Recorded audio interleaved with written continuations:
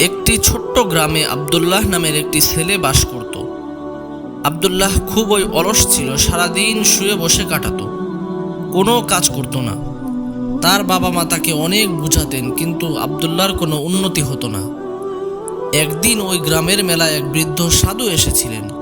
তিনি আব্দুল্লাহর বাড়িতে আশ্রয় নিলেন এবং আব্দুল্লাহর বাবা মা সাধুকে খুব সম্মান করলেন এবং আব্দুল্লাহকে বললেন সাধুর সেবা করার জন্য।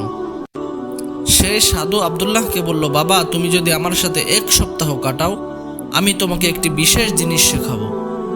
আব্দুল্লাহ রাজি হয়ে গেল। পরের দিন সকালে সাধু তাকে একটি বীজ দিলেন এবং বললেন, এই বীজটি রোপণ করো এবং প্রতিদিন তাতে জল দাও। 1 সপ্তাহ পরে দেখো কি হয়। রহিম প্রথম দিন খুব উৎসাহের সহিত বীজটি রোপণ করলো এবং তাতে জলও দিল, কিন্তু দ্বিতীয় দিন আর সে অলসতা করে জল দিল না।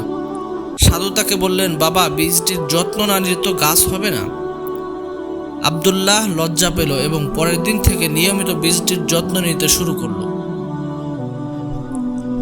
1 সপ্তাহ পরে সে দেখলো একটি ছোট্ট চারা গজিয়েছে। সাধু বললেন, এই চারা দেখে তুমি কি শিখলে?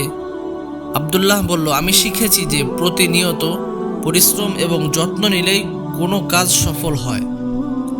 সাধু হেসে বললেন, ঠিক তাই, অলসতা করে কোনো কিছু অর্জন করা যায় না। তুমি যদি প্রতিদিন ছোট ছোট কাজ করো, তাহলে একদিন বড় সাফল্য পাবে।